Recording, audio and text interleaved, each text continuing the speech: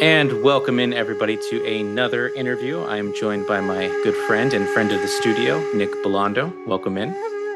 How's it going? Good to see you. Going, it's going well. It's good to see you too. And we are here to talk today about the flute that you designed for the studio and Yeah. kind of answer some questions that people have had about it and talk a little bit about the inspiration behind it because it's been a long time in the making. Yes, indeed. Yeah. Took some time for sure. A couple of years there. Oh, absolutely. So it Yeah. wasn't just something that was half baked. It was a very thought out process. So do you want to talk a little bit about what inspired the whole entire? Yeah, there was a couple things that I was looking at, for one thing, I wanted to, so I've got some students in kind of very hot, dry areas, right? And their flutes always crack, Hmm. right? So, I mean, you've got other kind of plastic shakuhachis out there, but they're all modeled off of GRD flutes. And, Hmm. I exclusively play Edo style flutes. So I really kind of wanted one of my style flutes that I could offer to people like that, where they don't have to worry about them popping and cracking. And again, for the same reason, sometimes if you're riding an airplane and it's in a very dry place, right, you want something that sounds good but you can travel with. That was really for my own use. Right, when I go back to the States to visit my family or something, I want to bring a shakuhachi with me, but I don't want to worry about it cracking.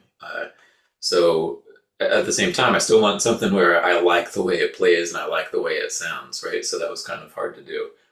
So that was kind of maybe the first impetus behind Hmm. making this one, right? And the so some might say that like they're very traditionalists say that well it can't be a jinashi unless it's bamboo. So what makes this one jinashi in your eyes?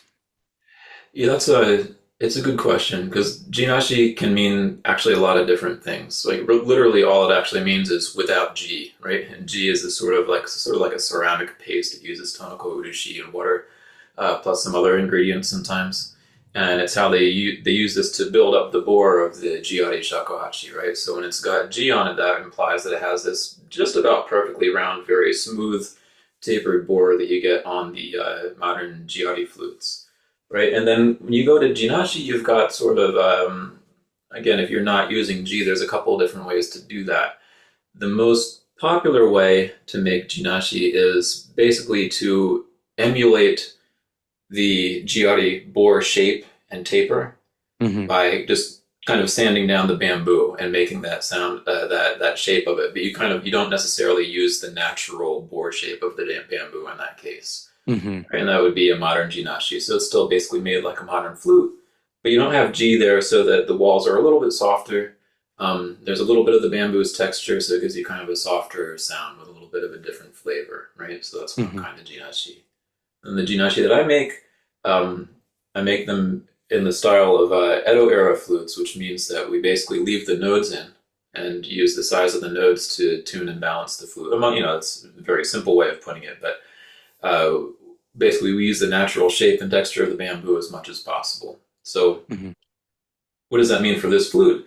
It basically means that I made this off of an actual piece of bamboo, one of my own flutes that I made, right? Hmm. And the bore shape uses that shape of the bamboo. So if you look down the bore, probably you can't see it there, but it's Yeah. not, it's, yeah, there you go. That's much better. Yeah. So it's not perfectly round. It's more of a sort of an oval shape, right? Hmm. And you can also see as you're holding it up that the nodes are left in there. So the nodes are kind of holding some of the air in, letting you retain a little bit of back pressure and a little more of the character of just that shape and size of the bamboo, right?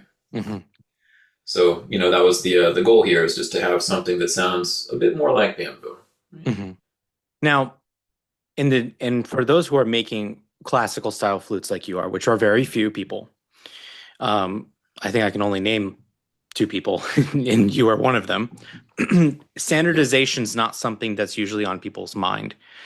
And so for having something that is so consistent, and what does it mean for you that that normally you have these handmade one of a kind instruments now that something is standardized? Do you find that as a drawback, or how do you view that? Yeah, I guess that kind of goes back to your first question, right? So sometimes I'm approached by people who want to learn shakuhachi and they're beginners.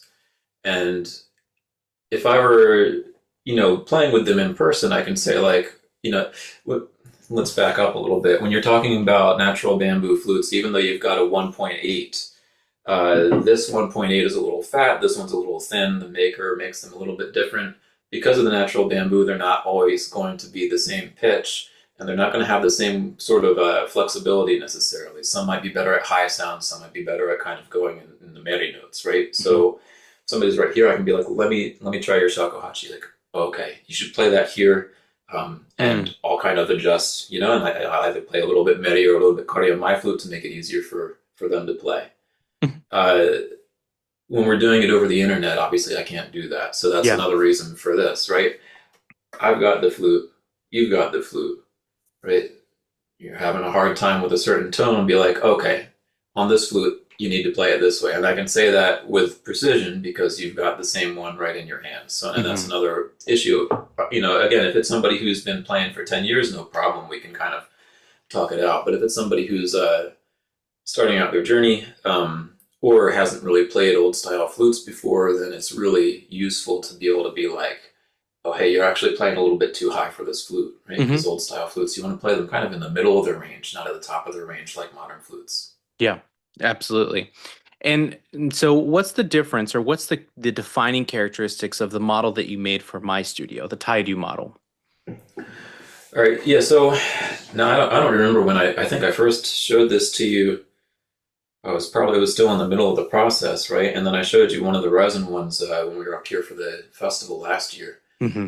Um, And as we were talking about it, you kind of liked it, but you wanted something that was a little bit closer to the modern flute, right? Something where you can play modern style honkyoku on, right? With a modern playing style, being able to shade holes and things. Yep. You'll notice on my model, the finger holes are very small, Hmm. right? Yeah. I don't know how They're that. about 9 millimeters versus 10.5 on yours. Yeah. So that's one of the biggest differences. The larger finger holes give you a lot more volume, right? Hmm. And the Utaguchi cut is also different. On mine, it's very sort of an oblique angle, right? It's maybe 45 degrees, 40 degrees, something like that. Mm. Uh, the one on yours is more of a modern style angle, so that people who are used to playing modern flutes will have that sort of standard angle and a little bit of a deeper cut on the Utaguchi as well. So again, that's one of the major differences between modern and ancient style flutes is that modern flutes are designed to project a bit more, to be played with a Hmm. little more power and produce a bit more volume. And also, again, rather than using only your breath to change the tones, you may do some fingerhole shading as well. And in that case, you want something that's a little bit bigger to make that Yep. easier. In terms of bore shape and tone color and breath resistance, do you have what do you think are the biggest differences between them? The larger holes will give you a little bit less back pressure, right? Hmm. Although again, you compensate for that because you're actually playing it with a slightly stronger breath. So right at the end of the day, it's not really a huge difference.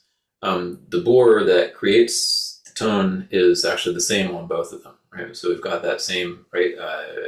The nodes are left in. You've got the natural Hmm. shape of the bamboo, so that the sort of natural character of the bamboo that this is based on still comes through both flutes. Hmm. And who do you think the ideal player is for the Tairyu Jinashi? Do you think these instruments suit beginners, advanced honkyoku players, improviser, or is the dichotomy just false to make it? Yeah, I mean, what do you want for a beginner flute, and what do you want for an advanced flute? Like, I don't really even know how to answer that. Hmm. The idea behind this flute is a flute that you can play in any situation, right? I play mine every day. Uh, it's particularly useful to me, when traveling or when playing with other people. But Mm. I also find it useful for, I mean, I try to avoid concerts. I know you like playing concerts. I like being Yep. by myself. Hmm. But I do concerts once in a while. And in those cases, I need something that's just kind of something that I'm used to, something that can give a little bit more volume than some of my bamboo flutes. Hmm. So I'll bring this along when I'm playing for somebody else, for other people. What? Um, And so I want to ask you now to kind of go back to like the philosophy of your mhm. Jinashi making, and what do you think in general about the way that the global shakuhachi scene understands or underappreciates about Jinashi construction? Hmm. Yeah, I guess, I mean, you can't really fault anybody for it, but it's just that, well, like if you're a computer nerd, then you know a bunch of programming languages, right? And it's Hmm. fine that other people don't know any programming languages because that's not their thing. Sure. So the more of a shakuhachi nerd you are, the more you start to realize perhaps that there are many different styles of shakuhachi making. Hmm. And it's not even necessarily black and white, it's kind of a spectrum. Like, for example, the Tairyu model is something that is both modern and ancient at the same time, Hmm. right? Because it's got sort of the modern larger holes and the steeper utaguchi angle, but it still has that sort of the natural resonance of the bamboo is built into it as well. Uh, so, I mean, there may be a general impression there's like, oh, there's Giardi and there's Jinashi, but actually there's an entire spectrum from what I like to call mine just Edo style to show that there's something different between Giardi and Jinashi.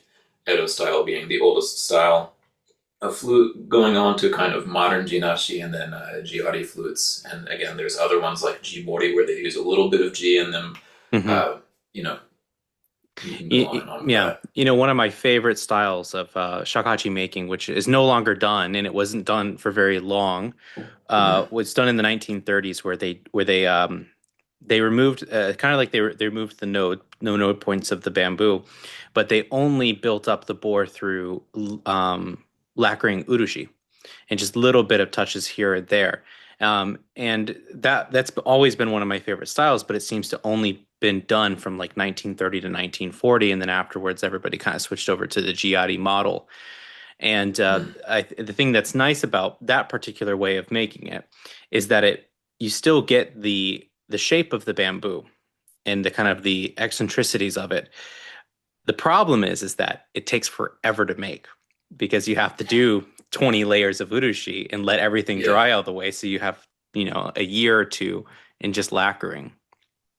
Yeah, yeah, and you do have to do that. If you try to put it on too thick, you end up with all these little raisins, right, Yeah, that's inside. right. And right, you have to put on the urushi in very thin coats for it to really cure properly and to look good and to be smooth, right? But Hmm. yeah, they could make very fine adjustments that way, just putting a little bit extra urushi here or there, and like you Hmm. said, building it up over a long period of time. Maybe Yeah. that's why they started doing G. They got impatient. Oh, G takes some patience too. Frankly, it's that takes a while to cure too. But yeah. And then the other problem with G is that if you also cake that up too much too, then it doesn't cure, and then you get crackage on the inside. So there's a lot of shortcuts you can take to make it sound yeah, good, for the first year, but then afterwards, everything kind of falls apart. yeah. I've heard stories of makers who did exactly that. Found shortcuts. Just put the G on really thick. Sounds good when you first get it, and then a year later, the G it finally cures, and then it starts to crack because it's not cured Mhm. evenly. So, what advice would you give to someone considering their first Jinashi Shakuhachi? Do you think that this would be a really great option for them, or what would be the exchange of saying, I want a Jinashi, why don't I just order a bamboo one from you? Well, for one thing, this is less expensive than a bamboo one. Hmm. And again, if you're living in a place where you would be kind of concerned with your bamboo cracking, you don't have to worry about that. That's another case where this would be a good idea. Hmm. Again, beginner, advanced, pro, it doesn't matter. It's great for beginners because it's easy to play, right? I mean, I Hmm. spent years designing and tweaking this. Unlike bamboo, I could do it over, right? Bamboo, if you go too Mm. far, you're done. That piece of bamboo is, wrecked potentially.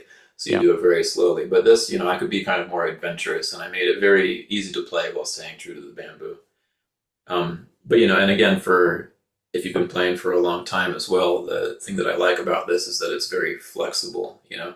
I can I can play all honkyoku without worrying about the particular eccentricities of a piece of bamboo. Sometimes you want that, sometimes you don't. So Hmm. that's what it is, I suppose.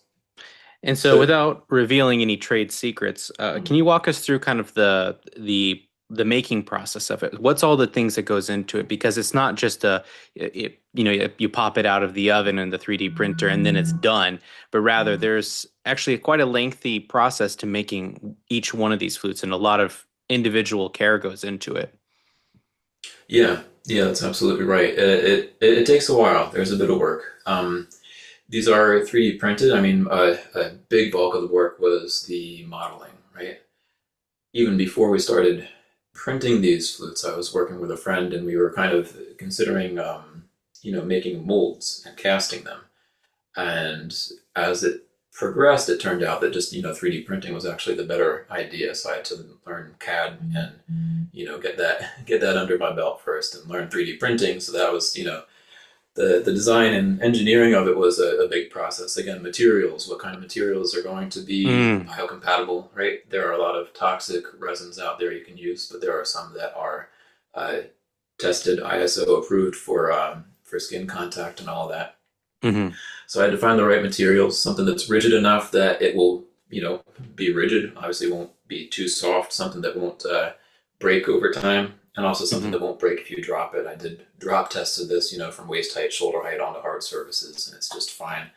I wouldn't recommend that people whack them against concrete or anything, but it turns out it's just as durable as bamboo in any case. mm, Right. And then for making the individual ones, right, there's printing, there is curing, there are steps that I need to do to make sure that there's no uncured resin left in it. Um, I make them relatively lightweight as well, so it's about this one in particular is about 277 grams, so it's between 250 and 300 grams, about the same as a comfortable piece of bamboo, right? Not too hmm light, not too heavy. Uh, when it's too heavy, your hand starts to hurt because you have to grip it so tightly. So I didn't want it to be too heavy either, hmm but still durable, right? So after that, I touched them up as well. I again, I want it to look like it's bamboo. I've been able to fool people with this. If you tell them it's bamboo, they'll believe you. It doesn't. There's no, you know, as much Yeah. as possible, I make it so there's no seams, no cracks. hmm Nothing that gives you the impression that it's not just one solid piece of bamboo, right? hmm And then of course the urushi work, the 7 layers of urushi or more, that hmm takes a little bit of time Yeah, that polishing. definitely takes a long Yeah. time because even one coat of urushi takes 2 to 3 days to dry if it perfect conditions. Yes. Yep. Takes some time. So what's 3 times 7? It's just basically 21. Yeah. almost, yeah, 21, and you almost have with all the other things that go into it. It takes about a month to make one of these flutes. Yeah. Yeah. That's about right. Yeah. And So, again, as I'm making, then if there seems to be any flaws in there, I'll do a little bit of handwork. I play them and make sure that they're playing fine. If it needs a little bit of hand tuning, not much hmm is necessary, but sometimes the uchi does add a little bit of thickness to it, so I hmm need to make sure that that doesn't get in the way of the sound. And how many layers do you do on the inside for the red urushi? 2 to 3 layers on the inside. Right, I do raw urushi first, and then the red on top of that. I want to make sure hmm the color is solid, so it may take 2 coats of red urushi on top. Very nice. And finally, what's next? So, are there more experiments going on? Are there different models or ideas that you're secretly working on?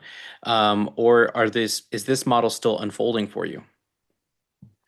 Well, yeah, the first step is just to kind of get this off the ground, right? We've put out the Tairyu model, the Honal model. My sort of old style model of the flute is going to be up on my website within the next 2 weeks or so. hmm Um, and then that'll be the first step cleared, and then we'll think about other things from that, right?